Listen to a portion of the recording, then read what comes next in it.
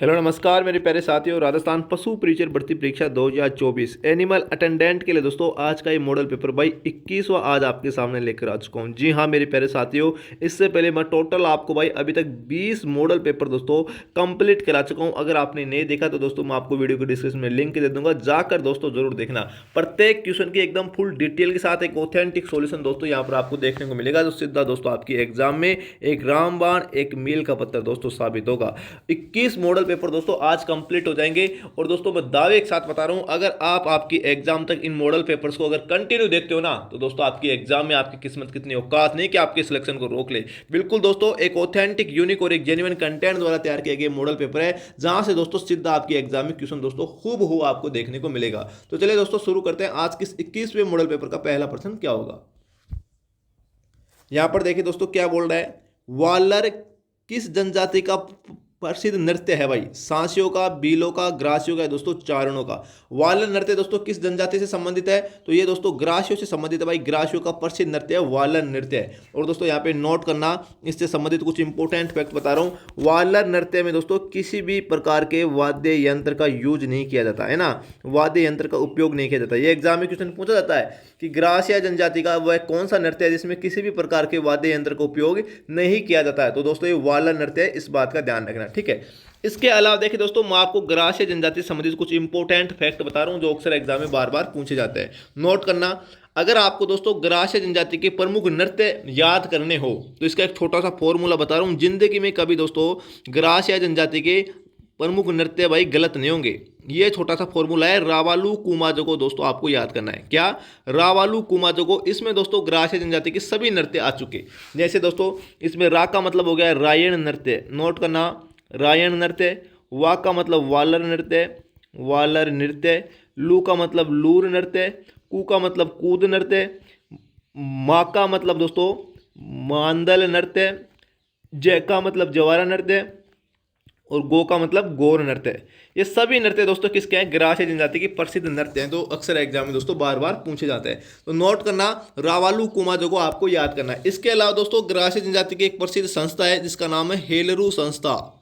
हेलरू संस्था ये किस जनजाति से संबंधित है, तो ये दोस्तों ग्रासिया जनजाति से संबंधित है भाई। नोट कर लेना, एक सामाजिक संस्था है ग्रासिया जनजाति की, तो बड़ी इंपॉर्टेंट है। मुख्य तो दोस्तों हमारे राजस्थान के सिरोही जिले में निवास करती है ग्रासिया जनजाति। क्या बोल रहे हो? अच्छा, इसका दोस्तों चीफ को क्या कहते हैं? ग्रासिया जनजाति के मुखिया को क्या कहते हैं? तो यहाँ पे ये क्वेश्चन भी अक्सर एग्जाम में पूछा जाता है, तो नोट करना सहलोत कहते हैं भाई। क्या कहते हैं? सहलोत या फालवी कहते हैं ग्रासिया जनजाति के मुखिया को, है ना। ये क्वेश्चन बड़ा इंपॉर्टेंट है दोस्तों। आई होप आपका पूरा एकदम कंसेप्ट दोस्तों क्लियर हो चुका होगा। हमारे इस क्वेश्चन का आंसर उत्तर नंबर सी दोस्तों बिल्कुल करेक्ट हो जाएगा। नेक्स्ट क्वेश्चन देखते हैं दोस्तों क्या होगा। यहाँ पर देखिए दोस्तों हमारा नेक्स्ट क्वेश्चन है, क्या बोल रहा है, देखिए बड़ा ही गजब का प्रश्न है दोस्तों। वंश भास्कर का लेखन कार्य निम्नलिखित में से कहाँ के शासकों के आदेश पर किया गया था? इसके पीछे का दोस्तों लॉजिक समझिए, बड़ा गजब का प्रश्न है। इसके पीछे का लॉजिक दोस्तों सबसे पहले तो ये समझिए, वंश भास्कर ग्रंथ किसके द्वारा रचित किया गया था? तो सूर्यमल सूर्यमल मिश्रण के द्वारा दोस्तों ये ग्रंथ क्या किया गया था? लिखा गया था दोस्तों, रचित किया गया था। ठीक है, सूर्यमल मिश्रण कौन था? तो ये यहाँ पे नोट करना, ये बूंदी के राजा राजा राम सिंह का दरबारी कवि था। सूर्यमल मिश्रण कौन था भाई? बूंदी के राजा राम सिंह का दरबारी कवि था। एग्जाम में क्वेश्चन पूछा जाता है, ठीक है ना। इसके अलावा देखिए दोस्तों इसने किसकी रचना की? वंश भास्कर ग्रंथ की रचना की, जिसमें किस राज्य के इतिहास का उल्लेख मिलता है? एग्जाम में सीधा ये भी पूछा जाता है। तो दोस्तों इसमें बूंदी राज्य के इतिहास का क्या मिलता है ना, वर्णन मिलता है। तो ये हमारे इस क्वेश्चन का आंसर बताइए क्या हो जाएगा। लेखन कार्य कहाँ के शासकों के आदेश पर किया गया था? तो दोस्तों बूंदी का राजा था, तो सीधी सी बात है भाई, बूंदी के राजाओं के आदेश पर दोस्तों इसका लेखन कार्य किया गया था। उत्तर नंबर दोस्तों सी बिल्कुल करेक्ट हो जाएगा। ठीक है ना। नेक्स्ट क्वेश्चन देखिए दोस्तों क्या होगा। हाँ, एक बात और दोस्तों मैं बताना भूल गया आपको कि वंश भास्कर ग्रंथ को पूरा करने का काम किसने किया था? पूरा करने का जो काम है वो दोस्तों किसने किया था? ये सूर्यमल मिश्रण ने इसको पूरा नहीं करके गया था भाई, ये बीच में ही दोस्तों इसकी डेट हो गई थी, तो उसको पूरा किसने किया था? इसके इसके पुत्र दोस्तों मुरारी दान ने मुरारी दान ने दोस्तों वंश भास्कर ग्रंथ को क्या किया था, पूरा किया था, है ना।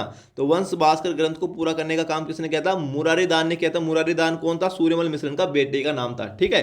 इस बात का दोस्तों ध्यान रखना। तो हमारे इस क्वेश्चन का आंसर उत्तर नंबर सी दोस्तों बिल्कुल करेक्ट हो जाएगा। पूरा कंसेप्ट दोस्तों आपका क्लियर होना चाहिए भाई। देखिए हम तो क्वेश्चन का दोस्तों 360 डिग्री के एंगल से भाई एनालिसिस करते हैं, तो सीधा दोस्तों आपके एग्जाम में आपको क्वेश्चन देखने को मिलेगा। आगे देखिए दोस्तों, पिछवाई चित्रांकन किस चित्रकला शैली से संबंधित है। कितना गजब का प्रश्न है। देखिए पिछवाई पेंटिंग दोस्तों कहाँ की प्रसिद्ध है, ये नाथद्वारा की प्रसिद्ध है। पिछवाई पेंटिंग कहाँ की प्रसिद्ध है, नाथद्वारा की। जो बात दोस्तों मैं आपको काफी बार बता चुका हूँ। हमारे इस क्वेश्चन का आंसर क्या हो जाएगा, उत्तर नंबर सी बिल्कुल करेक्ट हो जाएगा। ये दोस्तों नाथद्वारा शैली से संबंधित है पिछवाई पेंटिंग।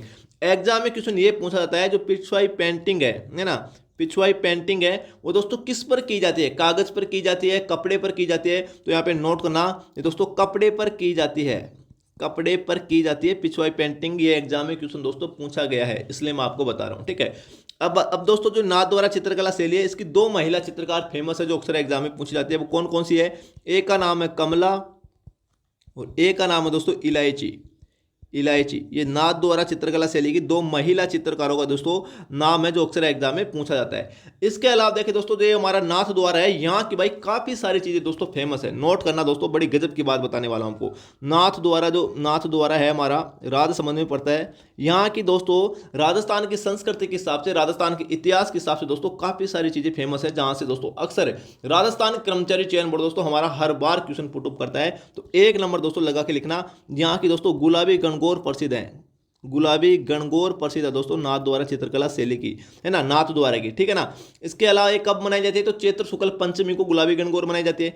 2 नंबर पे नोट लगा के लिखना, नाथद्वारा का डांग नृत्य प्रसिद्ध है। डांग नृत्य भाई कहाँ का प्रसिद्ध है, नाथद्वारा का प्रसिद्ध है। 3 नंबर दोस्तों लगा के लिखना, नाथद्वारा के तारकसी के आभूषण प्रसिद्ध है। तारकसी के आभूषण कहाँ के प्रसिद्ध हैं, तो ये नाथद्वारा के प्रसिद्ध है। बड़ी गजब का सॉल्यूशन दोस्तों यहाँ पर देखने को मिलेगा। ऐसा सॉल्यूशन पूरी यूट्यूब पर दोस्तों आपको कहीं नहीं देखने को मिलेगा, मैं दावे के साथ बता रहा हूं दोस्तों, है ना। 4 नंबर दोस्तों लगा के लिखना, नाथद्वारा का अन्नकूट महोत्सव प्रसिद्ध है। अन्नकूट महोत्सव दोस्तों कहाँ का प्रसिद्ध है भाई, नाथद्वारा का। 5 नंबर दोस्तों लगा के लिखना, नाथद्वारा का क्या प्रसिद्ध और केले के पत्तों की सांझी प्रसिद्ध है। केले के पत्तों की सांझी प्रसिद्ध है।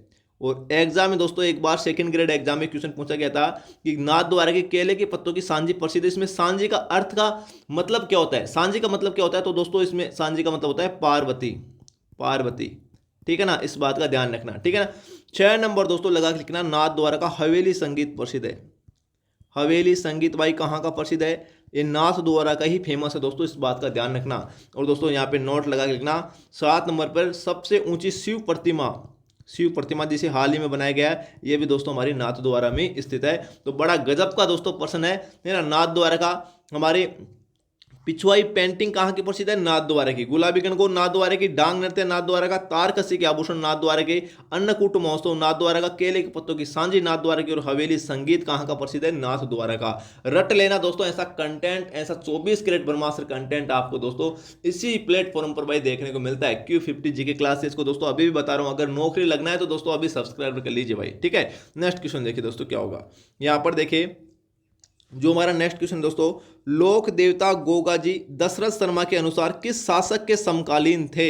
महमूद गजनवी, मोहम्मद गौरी, इल्तुतमिश या दोस्तों अलाउद्दीन खिलजी। देखिए बात हो रही है लोक देवता गोगा जी, इसको दोस्तों क्या कहते हैं, लोक देवता गोगा जी का दोस्तों क्या कहते हैं, इसका नाम क्या है दोस्तों, इसको जहार पीर भी कहते हैं, जहार पीर भी कहते हैं लोक देवता गोगा जी को। किसने कहा था, तो दोस्तों महमूद गजनवी ने कहा था, ठीक है ना।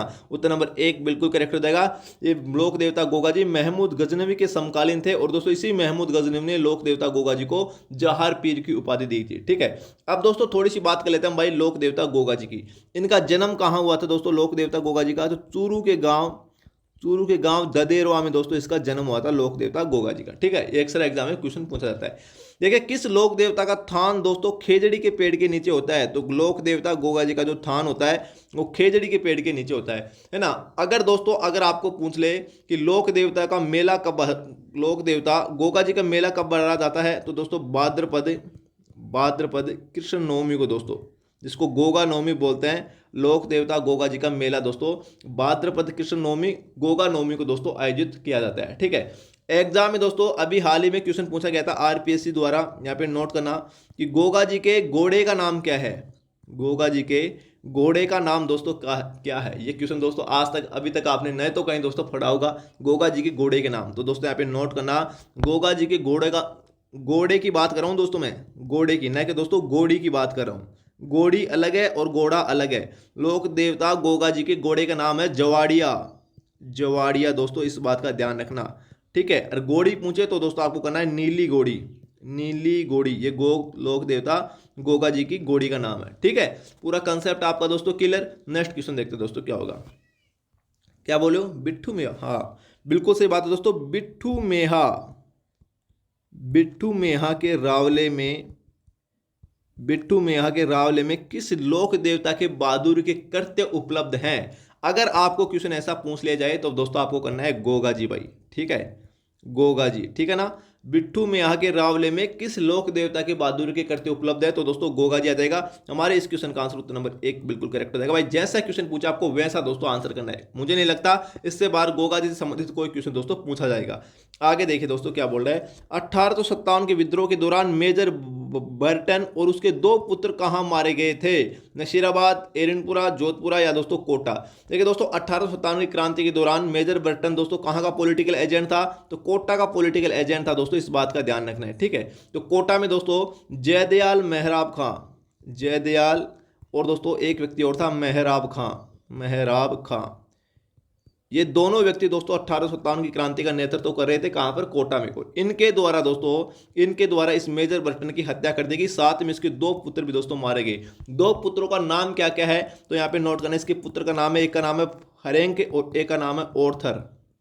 तो हरेंक और ओर्थर किसके 2 पुत्र हैं? मेजर बर्टन के। ये भी दोस्तों इसके साथ साथ भाई 1857 क्रांति के दौरान कोटा में मारे गए थे। तो उत्तर नंबर दोस्तों क्या हो जाएगा? डी बिल्कुल करेक्ट हो जाएगा। अगर आपको पूछ ले कि 1857 की क्रांति का श्री गणेश दोस्तों कहां पर हुआ था, कहां से दोस्तों ये प्रारंभ हुई थी? तो यहाँ पे नोट करना नसीराबाद है। तो नसीराबाद दोस्तों सैनिक छावनी हमारी अजमेर में, वहां पर दोस्तों 28 मई 1857 को दोस्तों यहाँ पर इसका श्री गणेश हुआ। किसके द्वारा? तो नसीराबाद सैनिक छावनी जो 15वीं Bengal native infantry, Bengal native infantry के सैनिकों द्वारा दोस्तों, इन्फेंट्री के सैनिकों द्वारा दोस्तों इसका क्या किया गया भाई? श्री गणेश किया गया था। एग्जाम में क्वेश्चन सीधा पूछा जाता है कि 1857 की क्रांति का दोस्तों आरंभ किसने किया था? 15वीं बंगाल नेटिव इन्फेंट्री के सैनिकों ने नसीराबाद से, ठीक है। 28 मई 1857 को जैसा क्वेश्चन पूछे वैसा आपको आंसर करना है। जोधपुर का पॉलिटिकल एजेंट पूछे तो भाई मोक मेंशन कर देना, ठीक है। नेक्स्ट क्वेश्चन देखिए दोस्तों क्या होगा। यहां पर देखिए दोस्तों बड़ा ही गजब का प्रश्न है। क्या बोल रहा है? निम्नलिखित 4 चौहान शासकों को कालानुक्रम के अनुसार व्यवस्थित कीजिए और नीचे दिए गए कूट में से सही उत्तर का चयन कीजिए। इसके पीछे का लॉजिक दोस्तों आप समझ लीजिए, ये क्वेश्चन आप आराम से कर दोगे। आसान कठिन क्वेश्चन नहीं है दोस्तों, ये न तो आसान क्वेश्चन है न कठिन क्वेश्चन है, बस आपको लॉजिक मालूम होना चाहिए, ठीक है। इसके अलावा देखिए दोस्तों अगर आपको कोई क्वेश्चन पूछ ले, यहाँ पे नोट करना है ना कि दोस्तों अजमेर के चौहान जो राजवंश है इसके शासकों का कालानुक्रम हमें बताइए। तो शुरू से दोस्तों यहाँ पे नोट करना, सबसे पहले आ जाएगा अजय राज। अजय राज, बता गजब का फैक्ट बता रहा हूँ दोस्तों आपको, जो एग्जाम के पॉइंट ऑफ से इंपॉर्टेंट है। अजय राज उसने दोस्तों 1113 ईस्वी में भाई अजमेर की स्थापना की थी। ये वही अजय राज है, ठीक है। सबसे पहला आ जाएगा अजय राज। 2 नंबर पे आएगा दोस्तों हमारा अर्णोराज। उसके बाद शासक बना अजमेर का अर्णोराज, जिसने दोस्तों आना सागर झील का निर्माण किया था, ठीक है ना। अजमेर में आना सागर झील का किसने निर्माण किया? अर्णोराज ने, है ना। और 3 नंबर पे दोस्तों उसके बाद आ जाएगा हमारा विग्रहराज चतुर्थ, विग्रहराज चतुर्थ, ठीक है, जिसे बिसलदेव रासो के नाम से जाना जाता है, विग्रहराज चतुर्थ को। ये आ जाएगा 3 नंबर पे। इसके बाद दोस्तों शासक बना था कुछ समय के लिए पृथ्वीराज द्वितीय, ठीक है। और इसके बाद दोस्तों शासक बना हमारा सोमेश्वर चौहान। और उसके बाद दोस्तों शासक बना था अजमेर का अंतिम चौहान शासक दोस्तों कौन था? तो पृथ्वीराज, यहाँ पे नोट करना पृथ्वीराज चौहान तृतीय दोस्तों। और इसका बेटा हुआ था गोविंदराज, जो दोस्तों आगे जाके है ना, इसका बेटा कौन हुआ था? गोविंदराज दो आगे जाके दोस्तों रणथंबोर के चौहानों का संस्थापक बना था गोविंदराज। इस बात का ध्यान रखना। आपका पूरा कंसेप्ट क्लियर। अब आते हैं दोस्तों हमारे क्वेश्चन पर। देखिए ये पूछ रहा है दोस्तों इनका कालानुक्रम। तो सबसे पहले देखिए दोस्तों अजय राज इसमें नाम है, नहीं है, अजय राज दोस्तों काट दो। अर्णोराज है, नहीं है। विग्रहराज चतुर्थ है, तो सबसे पहले 1 नंबर पे आ जाएगा हमारा विग्रहराज चतुर्थ, ठीक है ना। 2 ऑप्शन दोस्तों गलत हो गए, पहला भी गलत, बी भी गलत। विग्रहराज चतुर्थ, फिर आ जाएगा उसके बाद पृथ्वीराज द्वितीय। पृथ्वीराज द्वितीय का नाम इसमें बिल्कुल है ना। तो एक और तीन दोस्तों इसमें भी नहीं है, इसमें है दोस्तों एक और तीन। फिर देखिए दोस्तों, फिर आ जाएगा हमारा विग्रहराज द्वितीय आएगा, फिर सोमेश्वर चौहान, फिर 2 नंबर पे आ जाएगा सोमेश्वर चौहान, बिल्कुल सही है। फिर आ जाएगा दोस्तों हमारा पृथ्वीराज चौहान तृतीय, 4 नंबर पे ये रहा दोस्तों। इस प्रकार दोस्तों आप इस क्वेश्चन को भाई सॉल्यूशन कर सकते हो, अगर दोस्तों आपको एक कालानुक्रम याद है तो दोस्तों याद कर लेना। सबसे पहले अजयराज, अर्णोराज, विग्रहराज चतुर्थ, फिर पृथ्वीराज तृतीय द्वितीय, फिर सोमेश्वर चौहान, फिर पृथ्वीराज चौहान तृतीय, फिर दोस्तों गोविंदराज जो आगे जाकर चौहान राजवंश का संस्थापक बना था, रणथंभौर के चौहान राजवंशों का संस्थापक गोविंदराज, ठीक है ना। तो इस बात का ध्यान रखना, पृथ्वीराज चौहान तृतीय अजमेर के चौहानों का अंतिम शासक था, इस बात का दोस्तों ध्यान रखना, ठीक है। हमारे इस क्वेश्चन का आंसर दोस्तों क्या हो जाएगा, उत्तर नंबर दोस्तों क्या हो जाएगा, डी बिल्कुल करेक्ट हो जाएगा भाई, ठीक है। नेक्स्ट क्वेश्चन देखिए दोस्तों क्या होगा। यहां पर देखिए दोस्तों हमारा नेक्स्ट क्वेश्चन है, बालाथल सभ्यता है वो राजस्थान के किस स्थलों में से एक है, जो कि दोस्तों कहां पर स्थित है। बालाथल सभ्यता ये उदयपुर में स्थित है भाई, उत्तर नंबर बी बिल्कुल करेक्ट हो जाएगा। बड़ा आसान सा प्रश्न था।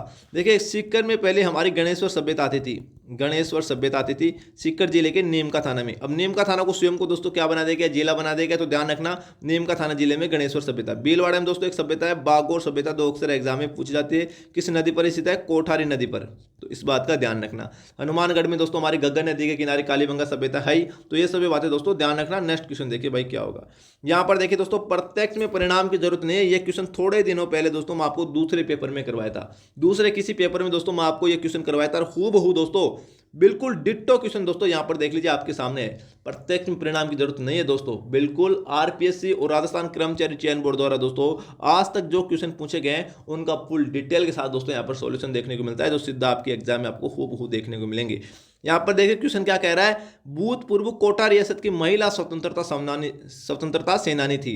अंजना देवी चौधरी, नारायणी देवी, कमला स्वाधीन है दोस्तों, शांता त्रिवेदी। तो हमारे इस क्वेश्चन का आंसर उत्तर नंबर सी बिल्कुल करेक्ट हो जाएगा। दोस्तों कौन थी, कमला स्वाधीन। रट लेना दोस्तों, एक क्वेश्चन बार बार रिपीट होते हैं। अंजना देवी चौधरी कौन थी, स्वतंत्रता आंदोलन के दौरान गिरफ्तार होने वाली प्रथम महिला। नारायणी देवी वर्मा कौन थी दोस्तों, ये माणिकलाल वर्मा की पत्नी थी। शांता त्रिवेदी ये कौन थी दोस्तों, तो दोस्तों ये थी, नोट करना, उदयपुर में शांता त्रिवेदी कौन थी, तो ये दोस्तों उदयपुर में राजस्थान महिला परिषद की स्थापना की थी, राजस्थान महिला परिषद की स्थापना की थी, इस बात का ध्यान रखना। नारायणी देवी वर्मा ने भी की थी भाई, कहाँ पर की थी, तो भीलवाड़ा में दोस्तों, यहाँ पे नोट करना, भीलवाड़ा में 1944 ईस्वी में दोस्तों महिला आश्रम की स्थापना किसने की, महिला आश्रम की स्थापना किसने की थी, तो दोस्तों नारायण देवी वर्मा ने की थी, तो माणिकलाल वर्मा की पत्नी है। अगर आपको पूछ ले कि उदयपुर में राजस्थान महिला परिषद की स्थापना किसने की, तब दोस्तों आपको करना है शांता त्रिवेदी, ठीक है भाई। इस बात का ध्यान रखना, आपको जैसा क्वेश्चन पूछे दोस्तों वैसा आपको आंसर करना है। हमारे इस क्वेश्चन का आंसर क्या हो जाएगा, उत्तर नंबर सी बिल्कुल करेक्ट हो जाएगा। नेक्स्ट क्वेश्चन देखिए दोस्तों क्या होगा। यहाँ पर देखिए दोस्तों हमारा नेक्स्ट क्वेश्चन है, राजस्थान में विलय के समय अजमेर का मुख्यमंत्री कौन था। राजस्थान एकीकरण के समय बात हो रही है, अजमेर का एकमात्र मुख्यमंत्री कौन था, बालकृष्ण कौल, ज्वाला प्रसाद शर्मा, हरिभाऊ उपाध्याय, दोस्तों हरविलास शारदा। देखिए दोस्तों ये अजमेर का एकमात्र मुख्यमंत्री था हरिभाऊ उपाध्याय, उत्तर नंबर सी बिल्कुल करेक्ट हो जाएगा हमारे इस क्वेश्चन का आंसर, ठीक है। अगर आपको क्वेश्चन ये पूछ ले कि अजमेर या दोस्तों अजमेर मेरवाड़ा, आप इसको बोल सकते हो अजमेर मेरवाड़ा, इसका विलय दोस्तों राजस्थान एकीकरण के 7वें चरण में हुआ था भाई, 7वें चरण में हुआ था 1 नवंबर 1956 को, ठीक है। किसके प्रयासों से अजमेर मेरवाड़ा का विलय राजस्थान एकीकरण में किया गया। अगर ऐसा क्वेश्चन आपको पूछ ले तब भी दोस्तों आपको हरिभाऊ उपाध्याय ही करना है, ठीक है। वेरी वेरी इंपॉर्टेंट, उत्तर नंबर सी बिल्कुल करेक्ट हो जाएगा। किस चरण में हुआ, 7वें चरण में 1 नवंबर 1956 को, ठीक है। नेक्स्ट क्वेश्चन देखिए दोस्तों यहाँ पर क्या होगा। यहाँ पर देखिए दोस्तों हमारा भाई नेक्स्ट क्वेश्चन है, क्या बोल रहा है, जुलाई 1921 में मोतीलाल तेजावत ने बील आंदोलन कहां से प्रारंभ किया था। कितना गजब का प्रश्न है दोस्तों, झाडोल से, कोटड़ा से, गोगुंदा से, दोस्तों खेरवाड़ा से। देखिए बात करता हूं मैं यहाँ पर, देखिए मोतीलाल तेजावत की, सबसे पहले इसका पीछे का लॉजिक समझिए, क्वेश्चन का आंसर अपने आप आ जाएगा। मोतीलाल तेजावत दोस्तों जाडोल ठिकाने, जाडोल कहां पर है, जाडोल दोस्तों उदयपुर में है, उदयपुर में स्थित है हमारा जाडोल, है ना, जहां पर अदरक का उत्पादन सबसे ज्यादा होता है जाडोल में। और इस जाडोल ठिकाने में दोस्तों एक जगह है मात्रकुंडिया रासमी, मात्रकुंडिया रासमी, इस जाडोल ठिकाने में। एग्जाम में क्वेश्चन आपसे ये पूछा जाएगा कि मोतीलाल तेजावत कौन से ठिकाने के ठिकानेदार या दोस्तों संस्थापक थे, तब दोस्तों आपको करना है जाडोल, ठीक है। मोतीलाल तेजावत ने एक ही आंदोलन की शुरुआत की थी, एक ही आंदोलन की शुरुआत की थी दोस्तों, इस बात का ध्यान रखना। कब की थी? तो दोस्तों जुलाई 1921 में की थी। कहाँ से की थी? तो जाडोल से की थी। अगर आपको जाडोल के अंदर से दोस्तों उस स्थान का नाम पूछ ले जहां से मुख्यतः मोतीलाल तेजावत ने मेन स्थान से दोस्तों एक ही आंदोलन की शुरुआत की थी, तो दोस्तों मातृकुंडिया रास में करना है, ठीक है ना। समझिए इसी क्वेश्चन में अगर आपको मातृकुंडिया रास में लिखा हुआ मिल जाता, जाडोल ऑप्शन में नहीं होता, तब आप क्या करते हैं? तो मातृकुंडिया रास में, ठीक है ना। ये जाडोल में ही पड़ता है दोस्तों, अंदर से डीप क्वेश्चन पूछे तो ध्यान रखना मातृकुंडिया रास में जो जाडोल ठिकाने में स्थित है, वहां से दोस्तों मोतीलाल तेजावत ने भील आंदोलन, जिसे एक ही आंदोलन कहते हैं, उसकी शुरुआत की थी। वेरी वेरी इंपॉर्टेंट, पूरा कंसेप्ट क्लियर। उत्तर नंबर 1 दोस्तों बिल्कुल करेक्ट हो जाएगा। मोतीलाल तेजावत की बात करता हूं मैं। मोतीलाल तेजावत की दोस्तों अगर मैं बात करूं तो यहां पे नोट करना, इसका जन्म दोस्तों उदयपुर के कोल्यारी गांव में हुआ था। भाई कौन से गांव में हुआ था? कोल्यारी गांव में। अक्सर एग्जाम में क्वेश्चन पूछा जाता है, तो ध्यान रखना। और मोतीलाल तेजावत को आदिवासियों का मसीहा कहते हैं। आदिवासियों का क्या कहा जाता है? आदिवासियों का मसीहा कहा जाता है, इस बात का दोस्तों ध्यान रखना मोतीलाल तेजावत को, ठीक है। उत्तर नंबर दोस्तों 1 बिल्कुल करेक्ट हो जाएगा। जैसा क्वेश्चन पूछे वैसा आपको आंसर कर देना। और दोस्तों इसी मोतीलाल तेजावत ने दोस्तों जो बीलों पर होने वाले, इस जाडोल ठिकाने के बीलों पर होने वाले दोस्तों अत्याचारों के खिलाफ जो दोस्तों यहां पे नोट करना 11 सूत्रीय मांग पत्र था।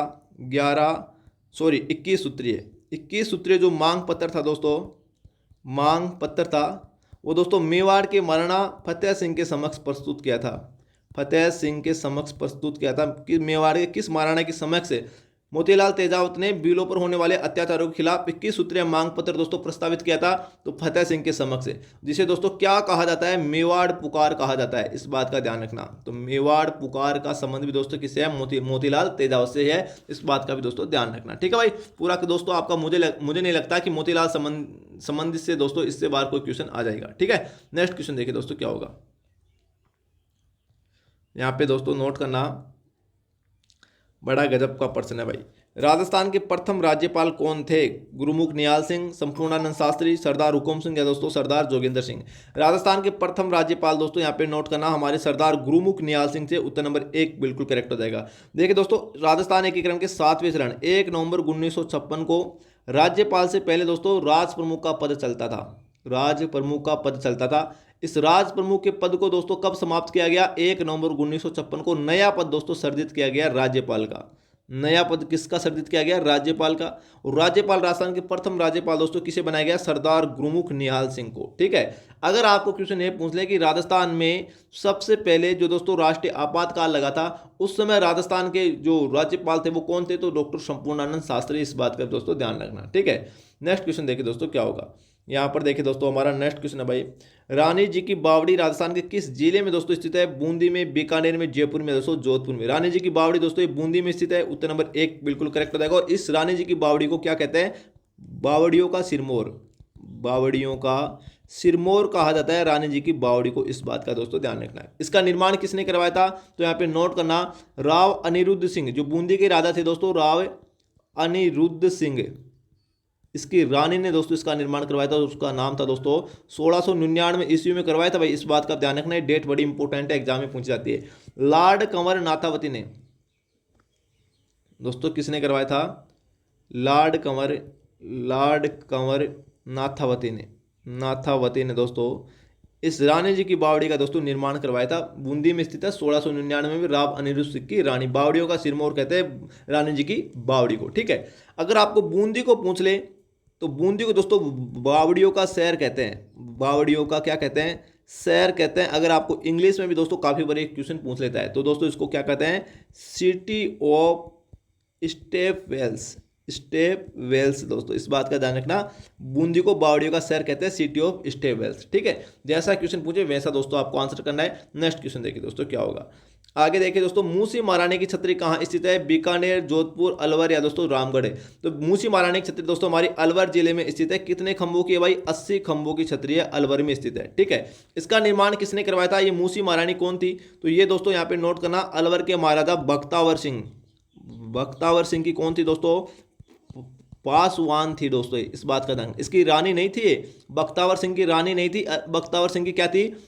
पासवान थी, ठीक है। इसकी स्मृति में नोट करना, बख्तावर सिंह की पासवान मूसी महारानी की स्मृति में किसने इसका निर्माण करवाया था? तो अलवर के महाराजा विनय सिंह ने दोस्तों, विनय सिंह ने दोस्तों मूसी महारानी की छतरी का निर्माण करवाया था, जो 80 खंभों की छतरी है, अलवर में स्थित है। ठीक है, निर्माण किसने कराया? विनय सिंह ने। किसकी स्मृति में? तो बख्तावर सिंह की जो पासवान थी मूसी महारानी, इसकी स्मृति में दोस्तों इसने निर्माण करवाया था, जो 80 खंभों की छतरी है। पूरा कंसेप्ट क्लियर? उत्तर नंबर सी बिल्कुल करेक्ट हो जाएगा। नेक्स्ट क्वेश्चन देखिए दोस्तों क्या होगा।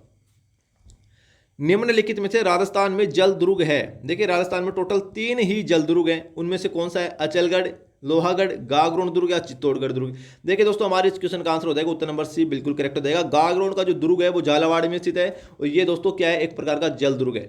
जल दुर्ग को दोस्तों क्या कहते हैं? ओदक दुर्ग भी कहते हैं, ओदक दुर्ग भी कहते हैं जल दुर्ग को। इस बात का दोस्तों ध्यान रखना। एग्जाम में सीधा क्वेश्चन पूछा गया था कि ओदक दुर्ग का मतलब क्या होता है। ऑप्शन में थे सैन्य दुर्ग, दावन्य दुर्ग, जल दुर्ग या दोस्तों हमारी पहाड़ी दुर्ग। तो ध्यान रखना, जल दुर्ग होता है ओदक दुर्ग का मतलब। अगर आपको ओदक दुर्ग पूछे राजस्थान में कितने हैं, तो 3 है। जल दुर्ग है कितने हैं? 3 है। ठीक है, समझ में आ गया।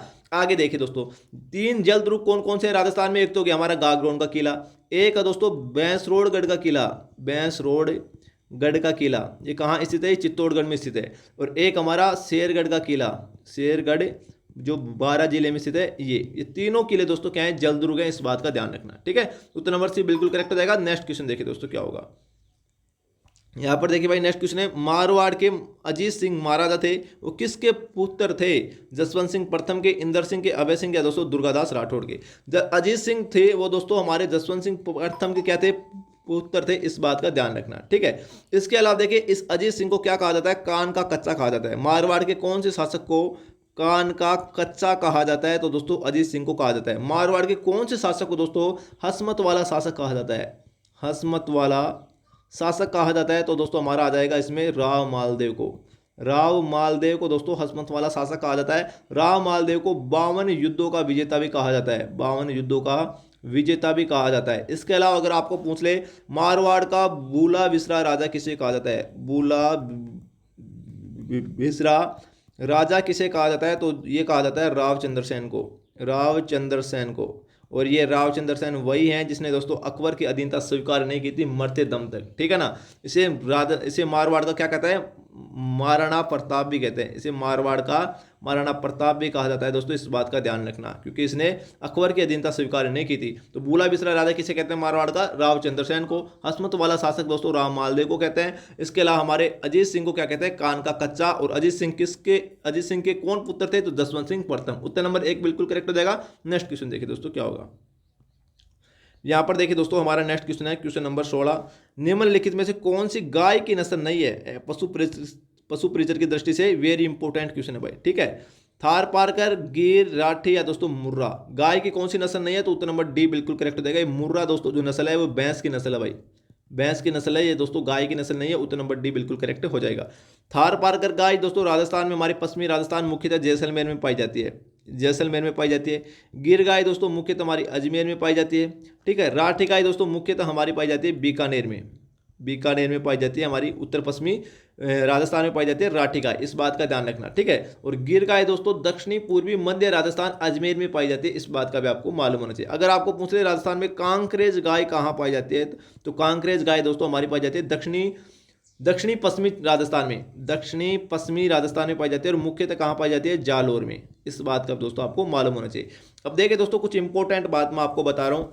राजस्थान का जो पार्ट बी है, हमारा पशु परिचर का पार्ट बी है राजस्थान में, एनिमल अटेंडेंट की जो वैकेंसी है उसका जो पार्ट बी है, इस पार्ट बी में दोस्तों एक टॉपिक है प्रदेश की प्रमुख पशुओं की नस्लें। ठीक है, इसमें दोस्तों जो गाय की नस्लें हैं, इन गाय की नस्लों से संबंधित आज तक दोस्तों जितने भी क्वेश्चन पूछे गए हैं और जितने भी क्वेश्चन आपकी एग्जाम के पॉइंट ऑफ व्यू इंपॉर्टेंट जो अक्सर एग्जाम में पूछे जा सकते हैं, ठीक है, आगे पूछे जा सकते हैं, उन सभी क्वेश्चनों को इंक्लूड कर दोस्तों मैं गाय की प्रमुख देसी नस्लों से संबंधित वीडियो दोस्तों बना चुका हूं, है ना। क्लास आपकी आ चुकी है, यूट्यूब पर दोस्तों अपलोड है, कल अपलोड की थी, है ना। अगर आपने नहीं देखा तो दोस्तों जाकर देख लेना। मैं दोस्तों दावे के साथ बता रहा हूँ भाई, गाय से संबंधित जो भी क्वेश्चन आएगा ना पशु परिचय में, वो दोस्तों आपका गलत नहीं होगा दोस्तों, एक गारंटी है मेरी 100%। बड़ी गजब की क्लास है दोस्तों, 100% दोस्तों राजस्थान में प्रमुख दोस्तों जो पशुओं की नस्ल है उससे बाहर दोस्तों क्वेश्चन नहीं जाएगा। गाय की नस्ल दोस्तों मैं करा चुका हूँ, एक दो दिन में दोस्तों आपकी भैंस की नस्ल भी आ जाएगी, बकरी की नस्ल भी कराएंगे हम दोस्तों, ऊंट की नस्ल भी कराएंगे, भेड़ की नस्ल भी कराएंगे ना। सभी टॉपिक दोस्तों आपको मैं क्लियर कराऊंगा, जाकर देखना गाय की प्रमुख नस्लें कितनी शानदार एक बेहतरीन क्लास है। ठीक है, तो दोस्तों जाकर जरूर देख लेना, वीडियो के डिस्क्रिप्शन में वैसे मैं दोस्तों लिंक दे दूंगा। ठीक है, हमारे इस क्वेश्चन का आंसर उत्तर नंबर डी बिल्कुल करेक्ट हो जाएगा। आगे देखिए दोस्तों, राजस्थान का कौन सा जिला बेंटोनाइट का मुख्य उत्पादक है? गंगानगर, बाड़मेर, जैसलमेर, नागौर। दोस्तों बेंटोनाइट राजस्थान में एकमात्र जिले में उत्पादन होता है, बाड़मेर में। ठीक है, नेक्स्ट क्वेश्चन देखिए दोस्तों क्या होगा। यहाँ पर देखिए भाई, डबोक हवाई अड्डा कहाँ स्थित है? देखिए दोस्तों, कल परसों मैंने आपको जो पशु परिषद का मॉडल पेपर करवाया था उसमें पूछा था कि महाराणा प्रताप हवाई अड्डा कहाँ स्थित है। तो मैंने आपको बताया था कि महाराणा प्रताप हवाई अड्डे को डबोक हवाई अड्डा ही कहते हैं, जो कहाँ पर स्थित है हमारा, अजमेर में, चित्तौड़गढ़ में, उदयपुर में, दोस्तों जयपुर में। तो ये दोस्तों हमारा उदयपुर में स्थित है, उत्तर नंबर सी बिल्कुल करेक्ट हो जाएगा। ठीक है, और राजस्थान के प्रमुख हवाई अड्डे दोस्तों मैं आपको कंप्लीट करवा दिया था, आज भी दोस्तों बता देता हूँ, नोट करना। अगर आपको पूछ ले महाराणा प्रताप हवाई अड्डा जो डबोक में स्थित है, सॉरी जिसको डबोक हवाई अड्डा भी कहते हैं, ये उदयपुर में स्थित है। ठीक है, दूसरा दोस्तों नोट करना, अगर आपको पूछे राजस्थान में रातानाडा हवाई अड्डा कहाँ स्थित है, तो ये जोधपुर में स्थित है दोस्तों, जोधपुर में स्थित है। अगर आपको पूछ ले राजस्थान में नाल हवाई अड्डा कहाँ स्थित है, ये बीकानेर में स्थित है। ठीक है, अगर पूछ ले दोस्तों राजस्थान में उत्तर तलाई हवाई अड्डा कहाँ स्थित है, तो ये बाड़मेर में स्थित है, उत्तर तलाई हवाई अड्डा। ठीक है, अगर आपको पूछ ले सैन्य हवाई अड्डा है दोस्तों उत्तर तलाई वाला, इस बात का ध्यान रखना। ठीक है, अगर आपको पूछ ले राजस्थान में सांगानेर हवाई अड्डा कहाँ स्थित है, तो ये जयपुर जिले में स्थित है। इन सभी बातों का दोस्तों ध्यान रखना। ठीक है, हमारे इस क्वेश्चन का आंसर उत्तर नंबर सी बिल्कुल करेक्ट हो जाएगा। नेक्स्ट क्वेश्चन देखिए दोस्तों क्या होगा। क्वेश्चन नंबर 19 देखिए दोस्तों, पीललडा लिफ्ट सिंचाई योजना अवस्थित है धौलपुर में, सवाई माधोपुर में, भरतपुर में, कोटा में। पीललडा लिफ्ट सिंचाई परियोजना दोस्तों कहाँ स्थित है, तो ये दोस्तों हमारी स्थित है भाई सवाई माधोपुर में। बड़ा गजब का प्रश्न है, उत्तर नंबर सी दोस्तों बिल्कुल करेक्ट हो जाएगा। और सवाई माधोपुर में कौन कौन सी सिंचाई परियोजना है, तो दोस्तों नोट करना, ईसरदा सिंचाई परियोजना पूछे तो दोस्तों ये भी सवाई माधोपुर में स्थित है। इसके अलावा आपको इंदिरा लिफ्ट सिंचाई परियोजना पूछ ले, इंदिरा लिफ्ट सिंचाई परियोजना पूछे, ये भी सवाई माधोपुर में स्थित है। और इसके अलावा मोरेल सिंचाई परियोजना पूछे, मोरेल सिंचाई परियोजना, ये तीनों सिंचाई परियोजना कहाँ स्थित है भाई, सवाई माधोपुर में स्थित है। साथ ही साथ में पीललडा लिफ्ट सिंचाई परियोजना भी सवाई माधोपुर में स्थित है। सवाई माधोपुर कंप्लीट हो गया आपका। अब देखिए दोस्तों, हमारे इस क्वेश्चन का आंसर तो उत्तर नंबर बी बिल्कुल करेक्ट हो जाएगा। लेकिन दोस्तों अगर आपको कोटा में की जो प्रमुख सिंचाई परियोजना है वो पूछ ले, तो दोस्तों आप क्या करोगे। कोटा में दोस्तों सावन भादो सिंचाई परियोजना स्थित है, सावन भादो सिंचाई परियोजना कहाँ स्थित है, कोटा में। इसके अलावा कोटा में और कौन कौन सी सिंचाई परियोजना है, ताकली सिंचाई परियोजना कोटा में दोस्तों एलिनिया सिंचाई परियोजना स्थित है, एलिनिया सिंचाई परियोजना कहाँ स्थित है, कोटा में। सावन भादो कोटा में, ताकली सिंचाई परियोजना कोटा में। ठीक है, तो ये सब बातें दोस्तों नोट कर लेना। उत्तर नंबर दोस्तों हमारे इस क्वेश्चन का आंसर बी बिल्कुल करेक्ट हो जाएगा। नेक्स्ट क्वेश्चन देखिए, किस जिले का वाटर शेड निरांचल परियोजना के अंतर्गत आता है, तो दोस्तों ये जोधपुर आ जाएगा, उत्तर नंबर बी बिल्कुल करेक्ट हो जाएगा। रट लेना, निरांचल परियोजना जोधपुर से संबंधित है। नेक्स्ट क्वेश्चन देखिए दोस्तों क्या होगा। यहाँ पर देखिए भाई, बड़ा ही गजब का प्रश्न है। क्या बोल रहा है दोस्तों, कौन से वन्यजीव अभ्यारण्य राजस्थान के धौलपुर जिले में स्थित नहीं है। वेरी वेरी इंपॉर्टेंट क्वेश्चन, काफी बार राजस्थान कर्मचारी चयन बोर्ड द्वारा क्वेश्चन दोस्तों पूछा गया है। नोट करना, रामसागर, केसरबाग, वन विहार या शेरगढ़ 12 जिले में स्थित है, धौलपुर में स्थित नहीं है दोस्तों, इस बात का ध्यान रखना। तो एक रामसागर वन्यजीव अभ्यारण्य, केसरबाग वन्यजीव अभ्यारण्य और वन विहार वन्यजीव अभ्यारण्य, तीनों वन्यजीव अभ्यारण्य दोस्तों राजस्थान के धौलपुर जिले में स्थित है। रट लेना दोस्तों, एक क्वेश्चन मैं फिर से बता रहा हूँ, जो हमारा RSSB है, राजस्थान कर्मचारी चयन बोर्ड, इसका फेवरेट क्वेश्चन है दोस्तों। ठीक है, नोट करना। आगे का क्वेश्चन क्या है, राजस्थान में मृदा में लवणीयता और क्षारीयता की समस्या कहाँ पाई जाती है। देखिए दोस्तों, अगर आप में दोस्तों थोड़ा सा आपका कंसेप्ट क्लियर है, अगर आपको दोस्तों क्वेश्चन का बैकग्राउंड के बारे में मालूम है, तो दोस्तों आप इस क्वेश्चन को सही कर सकते हो। पाली में, उदयपुर में, राजसमंद में, डूंगरपुर में। कैसे दोस्तों, मैं आपको इसीलिए बताता हूँ, अगर आपका क्वेश्चन का कंसेप्ट दोस्तों क्लियर है ना, तो अगर आपको क्वेश्चन नहीं भी आता है तो दोस्तों आप सही कर दोगे। देखिए कैसे, पाली जिले में दोस्तों जवाई नदी है, जवाई बांध या जवाई नदी है, पाली जिले से होकर जाती है। और जवाई नदी दोस्तों लूणी नदी की सहायक नदी है। लूणी नदी दोस्तों क्या है, खारी नदी है एक प्रकार की।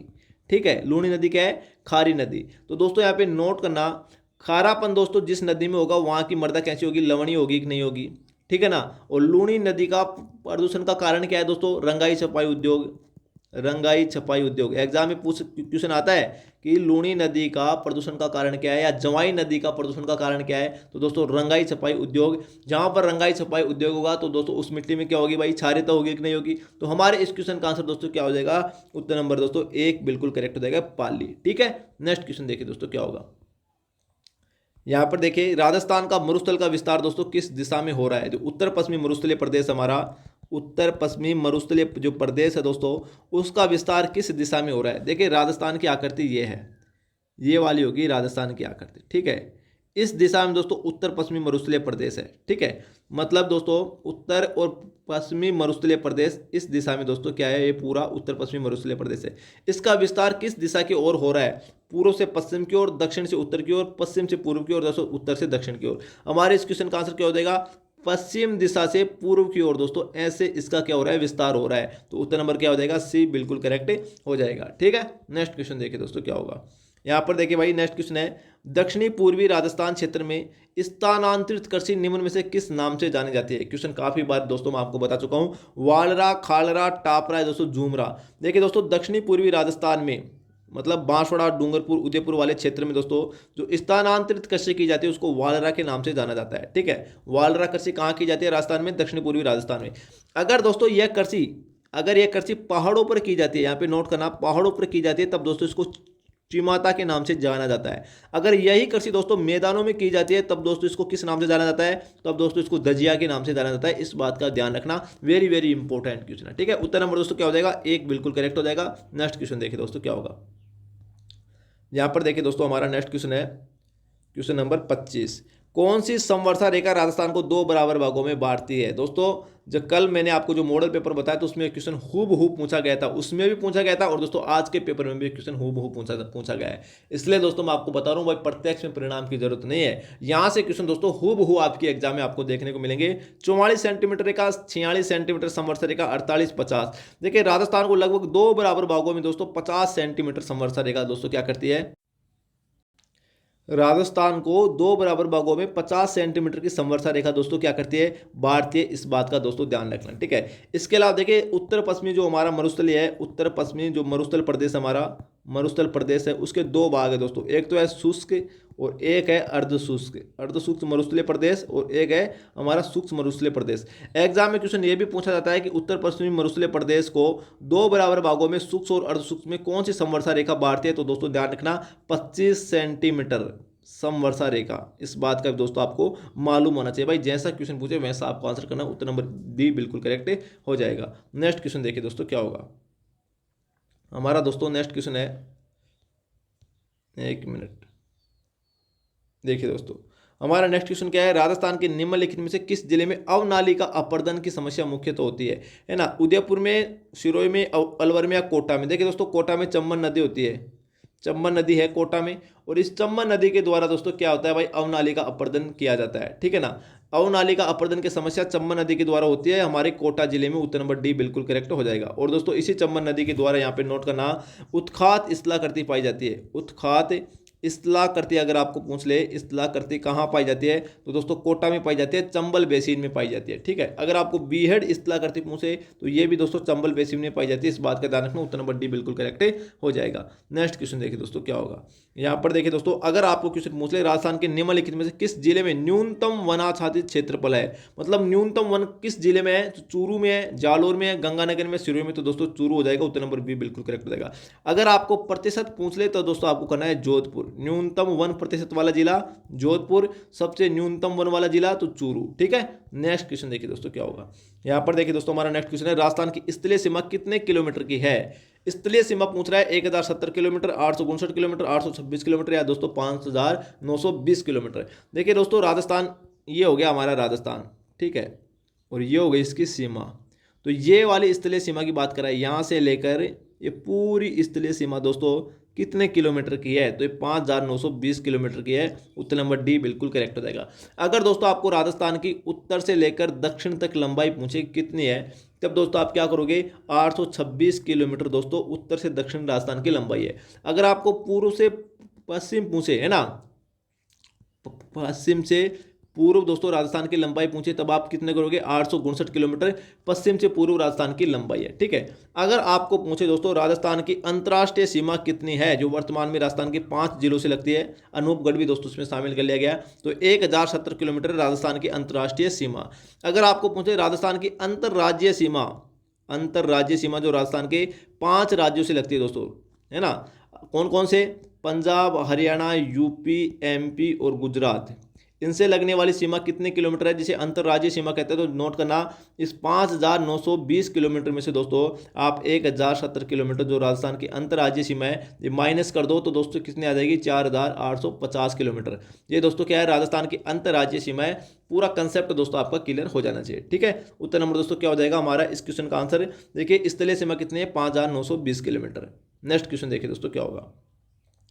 प्रत्यक्ष में परिणाम की जरूरत नहीं है, ये क्वेश्चन दोस्तों आपको मैं कल वाले मॉडल पेपर में करवाया था कि कुंभलगढ़ से गोगुंदा के बीच का जो पठारी क्षेत्र है उसको किस नाम से जाना जाता है, उसको दोस्तों बोराट के नाम से जाना जाता है। और आज के पेपर में भी दोस्तों ये क्वेश्चन भाई पूछा गया, इसलिए दोस्तों मैं बताता हूं हर एक क्वेश्चन आपके एग्जाम के पॉइंट से बड़ा इंपॉर्टेंट है।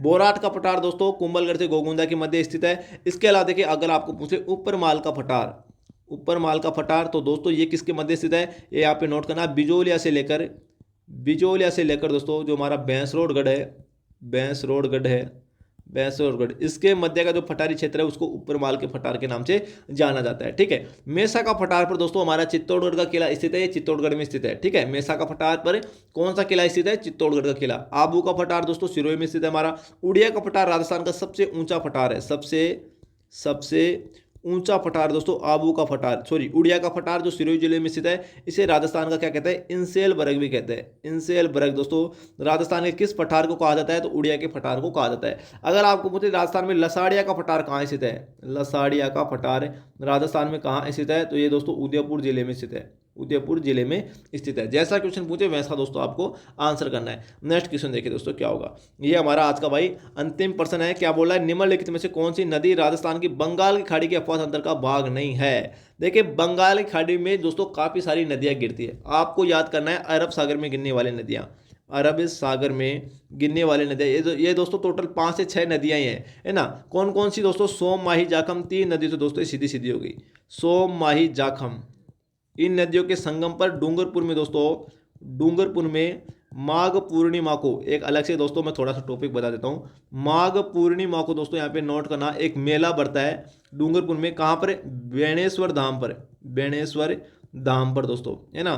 तो अगर आपको क्वेश्चन पूछ ले कि सोम, माही, जाखम नदियों का त्रिवेणी संगम कहाँ स्थित है, त्रिवेणी संगम कहाँ स्थित है, तो ये डूंगरपुर के बेणेश्वर जिले में, सॉरी डूंगरपुर के बेणेश्वर नामक धाम पर दोस्तों स्थित है। इस बात का ध्यान रखना। माघ पूर्णिमा को दोस्तों यहाँ पर प्रतिवर्ष क्या बढ़ता है दोस्तों, प्रति महीने क्या बढ़ता है भाई हमारे दोस्तों यहाँ पर, प्रति महीने नहीं दोस्तों, प्रति हमारी साल ही आएगी दोस्तों, प्रति साल मान लो, क्योंकि माघ पूर्णिमा दोस्तों साल में एक बार ही आती है, तो मैंने आपको प्रति महीने बोल दिया। तो प्रतिवर्ष दोस्तों माघ पूर्णिमा को यहाँ पर बेणेश्वर धाम पर दोस्तों क्या बढ़ता है, मेला बढ़ता है, जिसे आदिवासियों का कुंभ कहते हैं।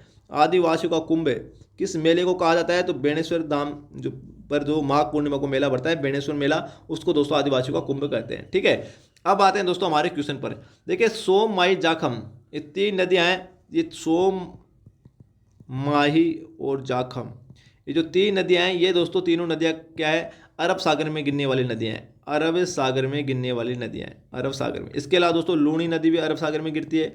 इसके अलावा दोस्तों हमारी वाकल नदी भी दोस्तों क्या करती है, अरब सागर में गिरने वाली नदी है ना।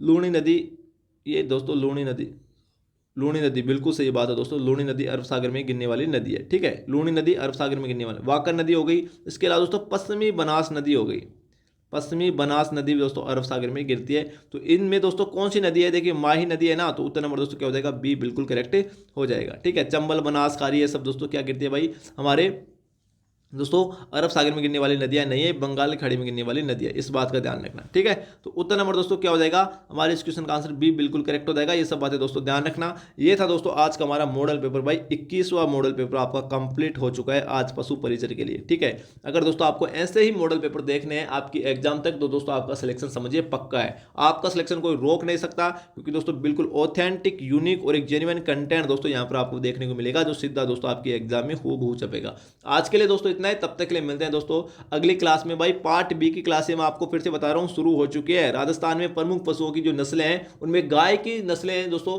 उनसे संबंधित जितने भी क्वेश्चन हैं उसकी क्लास दोस्तों मैं आपको दे चुका हूँ। इसके अलावा साइलेज से संबंधित, हे से संबंधित है, इसके अलावा दोस्तों हमारी कृत्रिम गर्भाधान से संबंधित से सभी क्लासें दोस्तों आ चुकी हैं, भाई देख लेना। ठीक है, जय हिंद जय भारत, थैंक यू, मिलते हैं नेक्स्ट किसी क्लास में।